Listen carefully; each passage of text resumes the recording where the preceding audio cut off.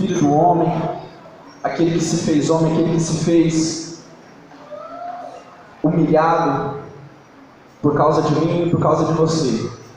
É este Jesus que nós estamos aqui adorando nessa noite. É este Deus, aquele que sabe o que eu e você passamos, aquele que sabe das nossas aflições. E porque Ele sabe das nossas aflições, Ele pode nos defender.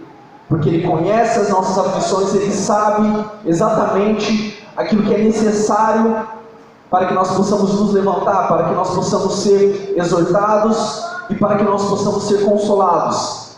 Amém? É este Cristo que nós estamos pregando aqui nessa noite, é este Cristo que nós estamos aqui adorando nessa noite.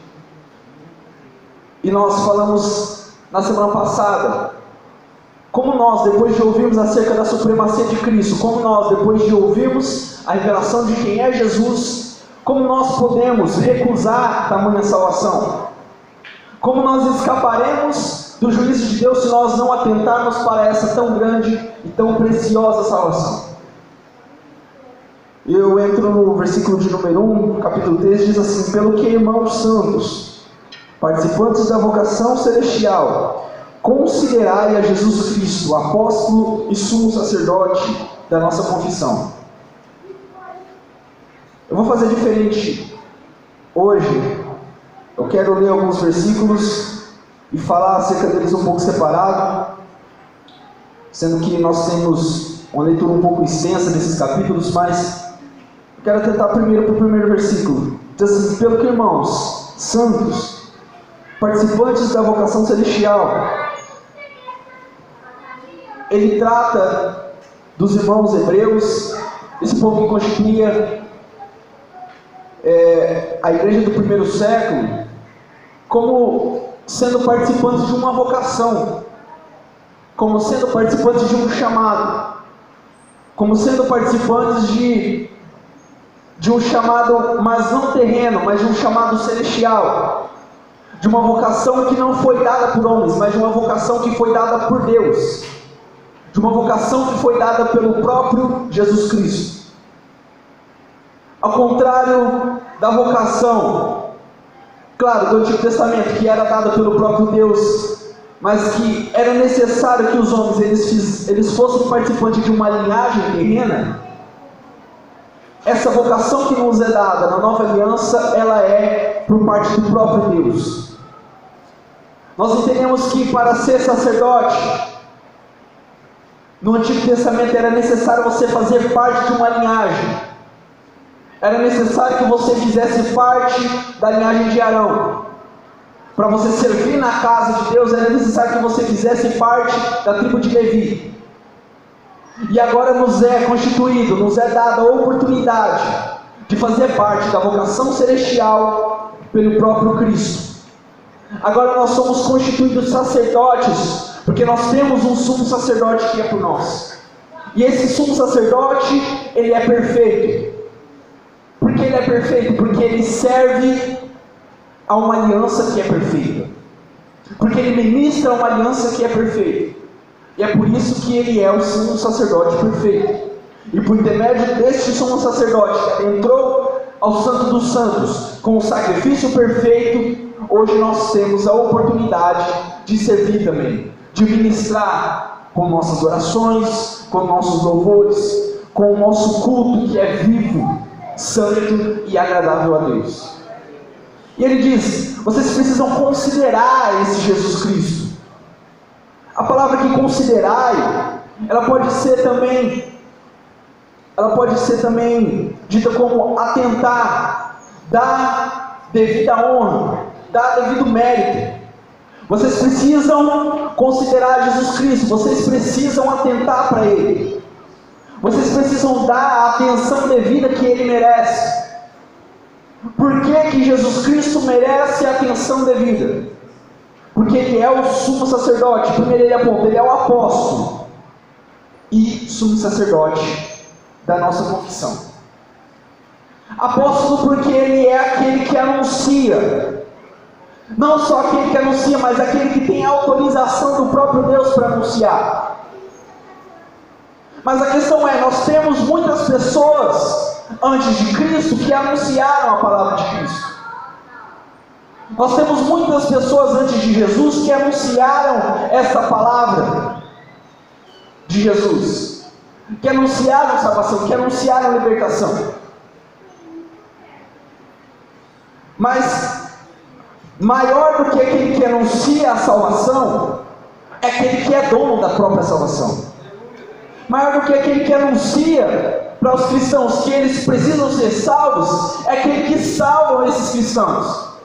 E Cristo, ele é superior, não simplesmente porque ele é um anunciador, mas porque ele é anunciador da sua própria mensagem. A mensagem que Cristo anuncia é a própria mensagem dele. Ele é o dono dessa mensagem, e ele é o dono dessa salvação. E ele é sumo sacerdote. Além de apóstolo, ou seja, além de anunciador da palavra, ele é aquele que conduz para essa salvação. Além de anunciar a salvação, ele conduz para essa salvação. Mas João, nós, além de apóstolos, nós temos pessoas que foram também sumos sacerdotes antes de Cristo. Mas nós temos pessoas que foram sumos sacerdotes de uma linhagem terrena. Para ser sumo sacerdote tinha que nascer da linhagem de Arão. Cristo não é sacerdote segundo uma linhagem terrena. Cristo é sacerdote segundo a ordem de Melquisedeque. Ele é sacerdote segundo uma ordem que não é necessária linhagem. Deus constitui quem Ele quer, e Ele constitui Jesus, sem ser necessário Ele se fazer da linhagem de Arão. O que significa isso? Ele é sacerdote, ele é sumo sacerdote de uma linhagem celestial, não de uma linhagem terrena. Na verdade, aquele que é constituído sumo sacerdote na terra, ele faz menção de Cristo. Mais à frente nós vamos ver que essas coisas elas são sombra e elas apontam para Cristo. Ou seja, ele anuncia a salvação, ele nos conduz à salvação e o mais importante, ele é a própria salvação. Ele tem o poder de nos salvar.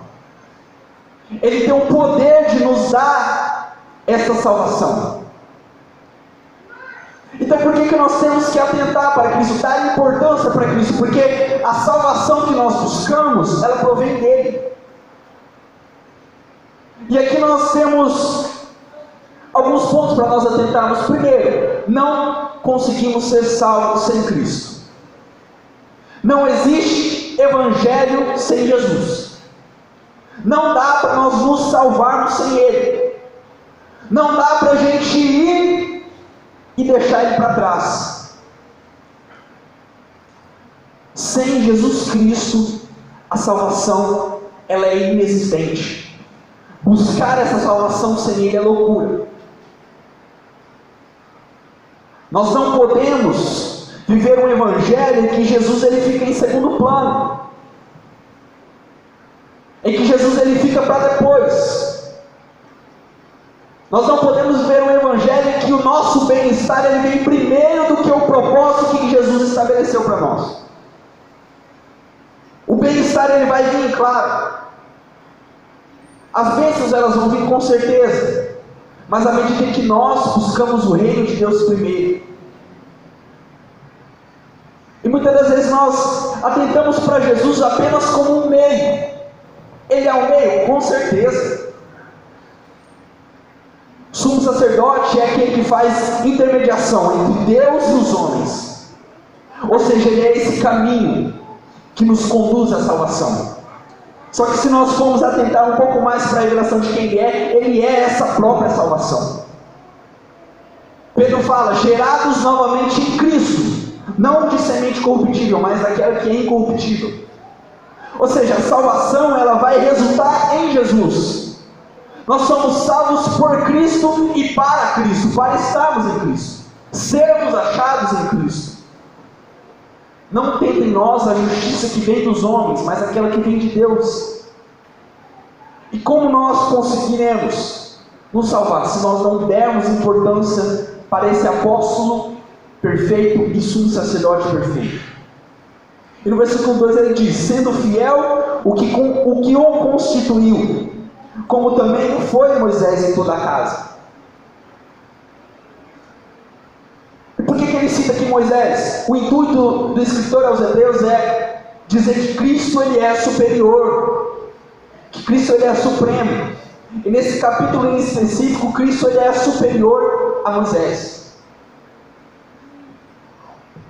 Os judeus eles tinham por apreço muito grande Moisés, que era o profeta que primeiro anunciou a lei, que era aquele que recebeu a lei de Deus para entregar para os homens. E o escritor dos Hebreus ele não desmerece Moisés, ele fala: Cristo foi fiel diante daquilo que Deus constituiu para ele. Moisés também foi. Moisés merece honra, Moisés merece essa honra por ter servido a casa de Deus. Mas tem uma diferença entre servir a casa como um mordomo e servir a casa que é sua. Existe uma diferença porque Moisés ele é mordomo, Cristo é o dono da casa. Moisés ele serve a casa que Deus constituiu, mas Cristo ele serve a sua própria casa. E maior honra é tido aquele que é dono da casa. Versículo 4 diz, versículo 3, porque ele é tido por digno de tanto maior glória, porque do que Moisés, quanto maior honra do que a casa tem aquele que a edificou. Cristo é superior não só por anunciar essa palavra com muito mais maestria do que Moisés, mas porque ele é o dono dessa casa, ele é o construtor dessa casa. Nós vimos no capítulo 1 que por meio de Cristo foi criado todas as coisas.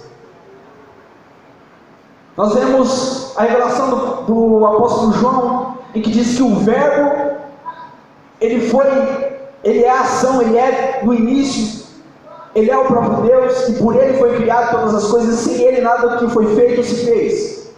Ou seja, a construção de tudo que existe foi feita por intermédio de Cristo, e foi feito para Cristo. Eu disse no culto passado que a criação ela foi um presente do Pai para o Filho. Em outras palavras, nós que estamos aqui, que agora temos o poder de também sermos chamados filhos de Deus, nós somos um presente para o Filho unigênito. Nós somos um presente para o Filho que morreu e ressuscitou e nos deu esse poder também, nos deu essa autoridade também. Mas muito mais honra, muito mais glória merece aquele que é o dono da casa. Moisés tem importância, mas vocês precisam atentar, é o que ele está dizendo, vocês precisam olhar para Cristo, porque ele é o apóstolo e sumo sacerdote da vossa confissão.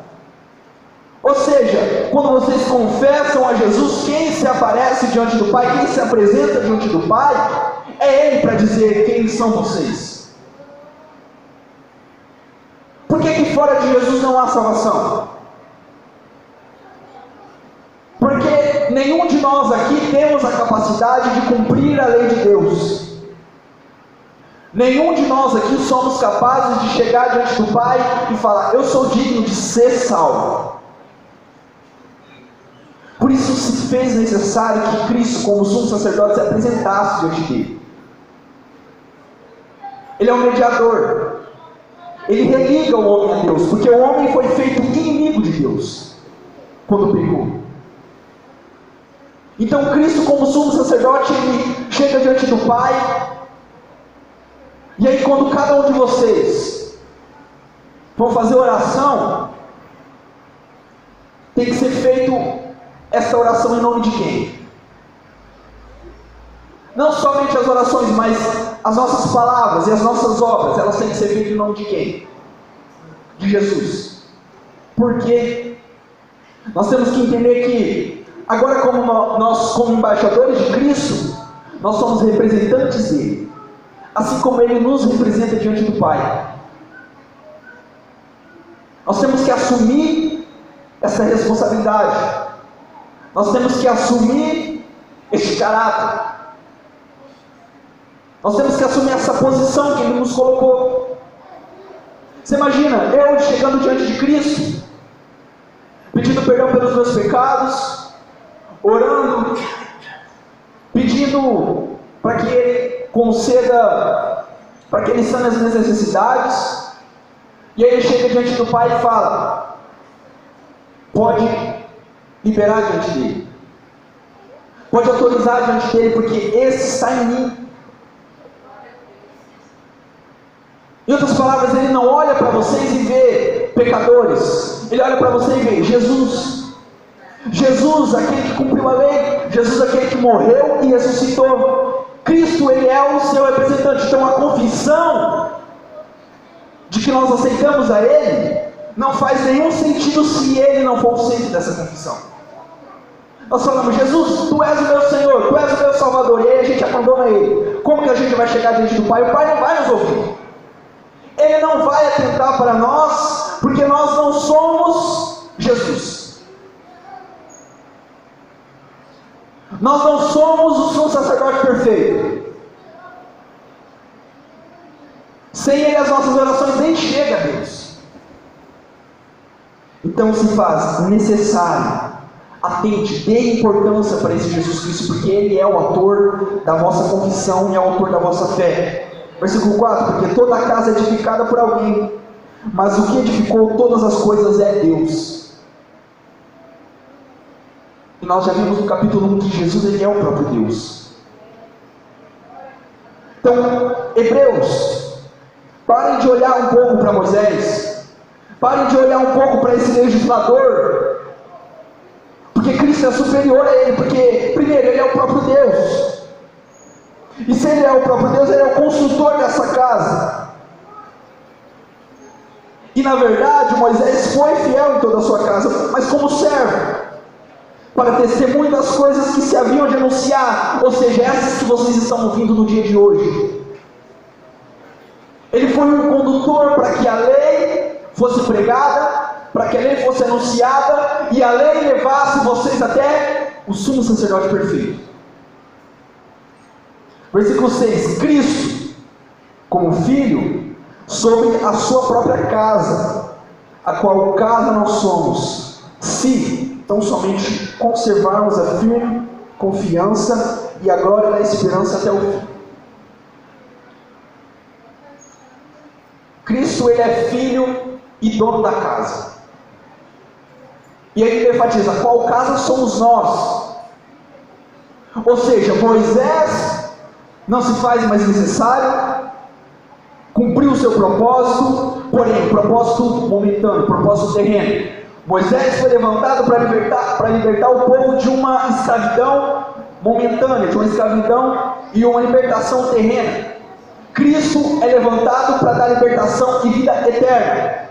Moisés é levantado como legislador de uma lei que conduz até Cristo. Cristo, Ele é enviado para dar a lei que é eterna e que nunca se acaba. Ele reina soberanamente, Ele é eterno, e o seu reinado, o seu trono não tem fim. Eis aí a diferença. Um outro ponto muito importante: o templo agora são vocês. O templo, a tenda, o tabernáculo, tudo isso se passou porque eles eram sombra do que Cristo queria fazer no dia de hoje. O tabernáculo é uma sombra do próprio Filho de Deus, que se tabernaculou no meio de nós e veio nos apresentar a sua igreja, o seu corpo, a sua casa, a sua morada, que somos cada um de nós. Então nós devemos atentar para algumas coisas que já se passaram. John, não foi importante? Foi muito importante, mas acabou, se cumpriu. A lei serviu de aio, condutor, para nós chegarmos até Cristo, para nós chegarmos para Ele, que é perfeito, e somente Ele nos conduz a essa salvação. Portanto, como diz, versículo 7, Espírito Santo, se ouvires hoje a sua voz, não endureçais o vosso coração, como na aprovação do dia da tentação no deserto. Irmãos, nós temos muitas citações acerca desse período que o povo passou no deserto. Em específico aqui, o escritor aos Hebreus ele cita o Salmo de número 95. Nós temos uma citação do apóstolo Paulo em 1 Coríntios capítulo 10 também, em que eles vão citar, eles vão usar o exemplo do povo do deserto, e eles vão dizer: olhem para os erros deles. Deus não deu a oportunidade deles serem salvos, deles chegarem na terra prometida. Para quem foi feita a promessa? Para quem foi feita a promessa de entrar na terra prometida? Não foi para os hebreus que eram escravos no Egito? Aí nós muitas das vezes vemos em nós mesmos, e numa cultura totalmente errônea nos dias de hoje, que é: ah não, Jesus me prometeu que vai me salvar e pronto, eu não preciso fazer mais nada. Jesus me prometeu a salvação, se Ele quiser me salvar, Ele que me salve. Aí eu te pergunto, a salvação, a libertação do povo hebreu, não era para o povo hebreu? Por que todos aqueles que receberam a promessa não entraram? Nenhum daqueles que saíram tiveram oportunidade, a não ser Josué e Caleb. E eu te pergunto, irmãos, nós, como cristãos hoje, como aqueles que receberam, nós vemos aqui no versículo 1 do capítulo 3, nós não recebemos uma vocação celestial? Se nós recebemos essa vocação, esse chamado, significa que a gente está tranquilo, a nossa estadia no céu está garantida, não está? Aí vem o escritor falando: se. Eu vi alguns tempos atrás uma pregação dizendo que o Novo Testamento ele descarta todo se. A palavra se não existe no Novo Testamento. A palavra se ela é um condicionamento. Se fizer isso, será garantido aquilo. Se isso, como garantia de algo. Acho que a pessoa que pregou isso não leu esse versículo. O livro de Hebreus ele foi escrito, irmãos, para que nós possamos permanecer firmes, perseverantes. A questão aqui é: olhem para o erro deles e não cometam o mesmo. Não endureçais o vosso coração. Irmãos, a dureza de coração, ela é o primeiro passo para a incredulidade e um passo gigantesco para a apostasia. Endurecer o coração. O que é endurecer o coração? Ele diz assim, se hoje ouvires a sua voz, não endureçais o coração. Significa que endurecer o coração está ligado com algo que o Espírito Santo falou. O que significa isso? Significa que nós devemos dar importância para o que ele falou. Endurecer o coração está ligado a ouvir o que ele disse e não ignorar o que ele disse. Ter flexibilidade.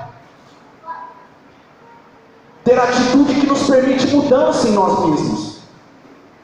Endurecer o coração é você pegar aquilo que é vontade própria do seu coração e tornar aquilo como algo estático, imutável, sendo que o único imutável é Deus.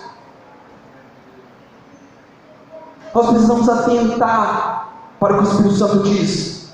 Abram comigo, por favor, no livro de Efésios, carta aos Efésios, capítulo 4. O versículo 17 ele diz assim: e digo isso, e testifico no Senhor, para que não andeis mais como andam também os outros gentios, na vaidade de sua mente. A mente aqui ela pode ser também decifrada como coração, que é o centro dos desejos humanos. Não, eu preciso que vocês atentem para isso. Eu testifico no Senhor, para que vocês andem, não mais como andavam no mundo, não como os que estão no mundo andam, mas como alguém que dá ouvidos a Deus e não a sua própria vaidade. Versículo 30.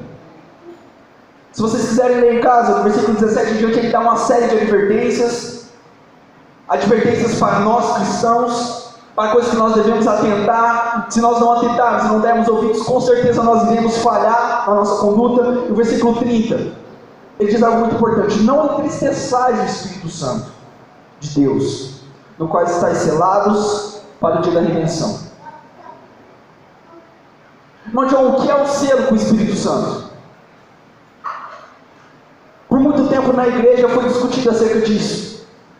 Eles pegaram e falaram: não, o selo do Espírito Santo ele é o batismo nas águas. Porque quando você batiza nas águas, automaticamente você está aceitando Jesus, você é salvo, e aí você está garantindo a sua ida para o céu. E aí perceberam que muitas pessoas que aceitavam Jesus eram batizadas e se desviavam. E aí eles pegaram e formularam outras coisas. Peraí, então não é selo. Faz sentido, porque está selado para o dia da redenção, mas aí se desviou. E aí pegaram e falaram: não, então é batismo com o Espírito Santo. E aí nós temos visto tantas pessoas que são batizadas com o Espírito Santo, mas estão se desviando aí fora.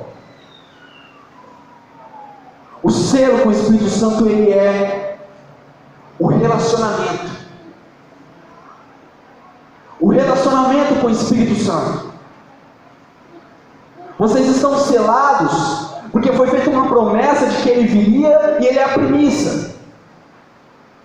O selo, ele é considerado como uma marca. Não entristeçais o Espírito Santo, porque ele é a sua garantia de entrada para o céu. É isso que significa o selo. Nós vemos, né? Por que a descida do Espírito Santo foi logo no dia de Pentecostes? O que era o dia de Pentecostes, meu William? Não era a festa das primícias? O que era? As pessoas iam, entregavam o melhor da sua colheita, e a festa da primícia era isso. Você chegava diante das ofertas e falava: isso aqui é as primícias. Isso aqui é uma demonstração do que existe lá na fazenda, do que existe lá no campo. E Jesus, ele quer da melhor forma, o Pai, ele quis nos dar da melhor forma a demonstração do que existe no céu, enviando o que? A primícia, o Espírito Santo. Em outras palavras, a descida do Espírito Santo é uma demonstração de que nós podemos viver aqui um pouquinho do que existe lá no céu. Então, a garantia, ele é o selo, ele é a sua garantia de entrada. Só que tem um porém: se você se desviar, se você entristecer, se você não der ouvido para a voz dele, você não vai conseguir estar guardado para o dia da redenção. Porque existe algo ainda em nós, irmãos, que precisa ser rendido. Paulo fala: é necessário que essa carne ela morra, para que ela ressuscite em glória. Esse corpo ele precisa morrer e ressuscitar em glória. Então se faz necessário dar ouvido para o Espírito Santo. Eu vi uma ilustração certa vez que diz respeito, por exemplo, em nossas vidas. Eu com 22 anos já comi, digamos, com a quantidade de comida que daria para encher esse salão aqui, irmãos. Sendo modesto. Alguns devem ter comido um pouco mais devido à idade. Então, se você olhar o tanto de comida que você comeu e acumulou durante todos esses anos, você colocar, dá para encher um salão, dá para encher uma casa, alguns dá para encher até um prédio. Se você olhar para esse acúmulo de comidas e falar: eu comi muito, a partir de hoje eu não vou comer mais, o que acontece com a gente? A gente morre. Em outras palavras, se eu olho: teve uma vez que eu tive uma experiência com o Espírito Santo, foi a melhor experiência que eu tive. Eu ouvi a voz dele. Eu tive uma oportunidade de compartilhar de uma bênção, de um milagre. Mas e agora? E daqui para frente? E é essa declaração que fala: eles provaram dos milagres no deserto. Eles viram comida cair do céu. Eles viram a proteção, eles viram a roupa crescendo no corpo deles, mas não entraram no gozo do seu Senhor, não entraram no descanso, não entraram na terra prometida. Eles enxergaram o milagre, eles viram os acontecimentos, os feitos grandes do Senhor, mas não entraram. Por quê? Porque eles endureceram endureceram o coração para a voz do Espírito Santo. E é a maior chave da incredulidade. E eu já estou caminhando para o final. Ele continua, ele dá um panorama. Ele fala: me indignei contra essa geração. Estes sempre erram em seu coração e não conhecem os meus caminhos. Assim jurei na minha ira, não entrarão no meu repouso. Vede, irmãos, que nunca haja em qualquer um de vós um coração mau e infiel para se apartar do Deus vivo. Antes, exortai-vos uns aos outros, todos os dias, durante o tempo que se chama hoje, para que nenhum de vós se endureça pelo engano do pecado. Na minha ira, eu jurei que eles não entrarão no meu repouso. Irmão, se tem uma coisa que nós devemos temer, e aqui eu não falo, claro, está incluso a palavra temor, está incluso tanto respeito quanto medo. Se tem uma coisa que nós devemos ter medo, é da ira de Deus. Irmão John, que isso? É dispensação da graça. Não pode ficar pregando ira. Não pode falar que Deus se ira. Deus é bonzinho. O Deus maldoso passou. Ele fala: vocês devem atentar para o Deus vivo. Sabe por que ele faz essa menção? Porque um legislador, quando ele morre, outro se levanta e pode constituir qualquer outra lei. E pode falar que aquele legislador morreu, passou, agora o que importa é o que eu vou decretar diante de vocês. E Deus é imortal. Quem pode se levantar diante de Deus e falar que vai constituir outra lei? Quem pode se levantar e falar aquilo que ele falou já passou? Ninguém. Ninguém pode dizer isso, irmãos. Uma coisa que nós devemos atentar para esse evangelho que nós pregamos, para esse evangelho que nós servimos é: Deus não morre. As suas palavras não passam. Ele é o mesmo. E a mesma coisa que ele quis do povo no deserto, ele requer de nós hoje: exclusividade, santidade. A palavra santidade não quer dizer apenas separado, mas quer dizer separado para uso exclusivo de algo.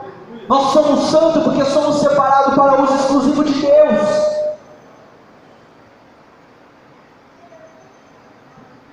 Ah, irmão John, mas a gente é salvo. Essa palavra não precisa mais ser pregada. O livro de Hebreus foi escrito para quem? Se não para os hebreus.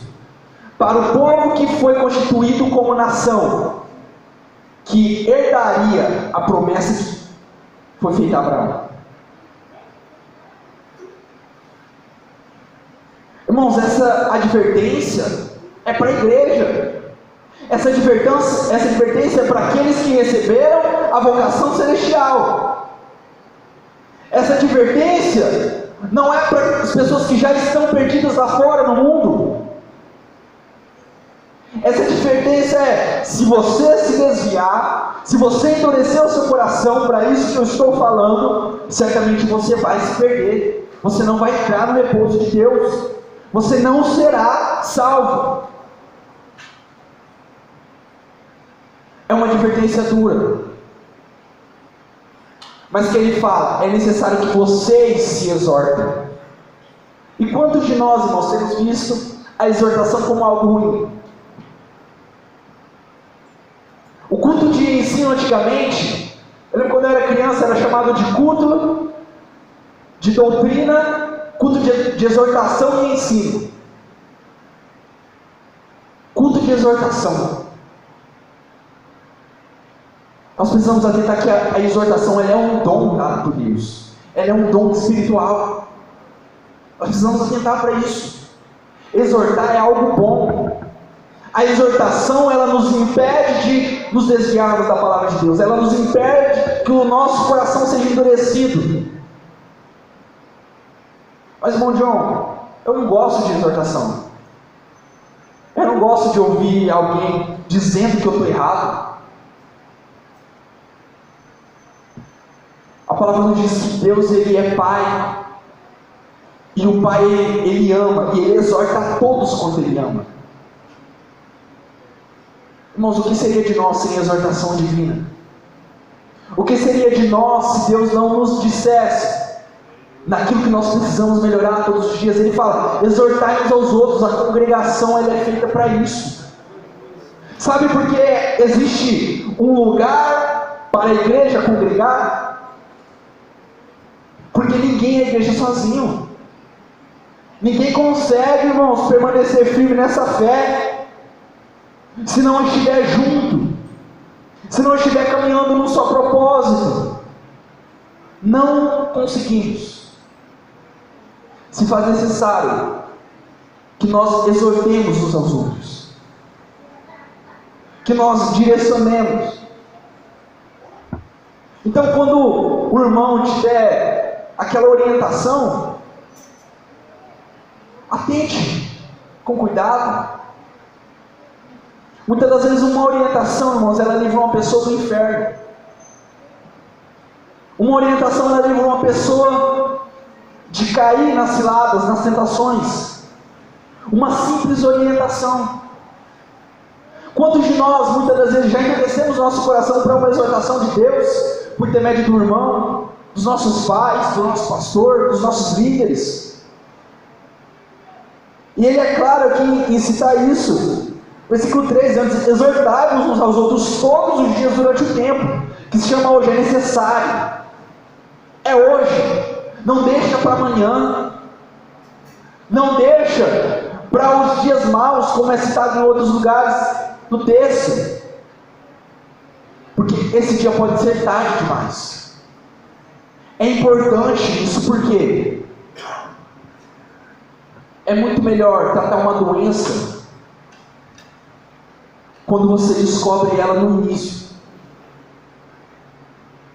Quantos poderiam ser curados se descobrissem a sua doença logo que eles já ficaram, logo que eles contraíram essa doença? Agora, quantos na igreja estão em estado terminal, estão por um triz, para largar a salvação, para abandonar tudo, para abandonar a fé? E a advertência é clara: se você olhar para trás, você novamente crucifica o Filho de Deus. Você novamente coloca Jesus numa cruz. Na verdade não é nem isso. É como se você estivesse esperando que isso acontecesse. Se você olha para trás, se você volta para os métodos antigos, para a velha aliança, para aquilo que Moisés apresentava para o povo, você novamente espera a vinda do Messias, e você espera que ele seja crucificado. Você espera que ele seja morto numa cruz, sendo que ele já fez isso, e foi uma única vez, porque não é necessário que ele faça isso de novo. O que Jesus fez na cruz, irmãos, é perfeito. Sabe o que precisa ser feito agora? Só exortarmos uns aos outros, só nos lembrarmos: olha para a cruz, olha o que ele fez. Se a igreja ela tivesse essa capacidade mútua, todos os dias, constante, nós teríamos um número muito menor de pessoas desviadas, de apóstolos. Irmãos, olha o índice. Eu tenho certeza que cada um de nós aqui conhece pelo menos um que está desviado. Eu estou sendo brando, vocês devem conhecer muitas outras pessoas que estão desviadas. Por quê? Porque endureceram o coração, ou não atentaram, como diz o versículo, para Cristo. Tentaram viver um evangelho baseado naquilo que o desejo do seu próprio coração quer. O apóstolo Paulo ele diz: não apagais, não extinguais o Espírito Santo. Ou seja, chega uma hora, irmãos, que ele vai deixar de falar, se você não ouvir mais. Se você não ouvir a voz dele, ele vai deixar de falar. E eu quero concluir, versículo 17: mas com que se indignou por 40 anos? Não foi porventura com os que pecaram, cujos corpos caíram no deserto? Em outras palavras, para quem está servindo essa palavra, senão para aqueles que receberam a grande vocação, o grande chamado? Essa palavra é para mim E essa palavra é para você. O versículo 19 diz: e vemos que não puderam entrar por causa da sua incredulidade. Irmãos, atentem para Cristo.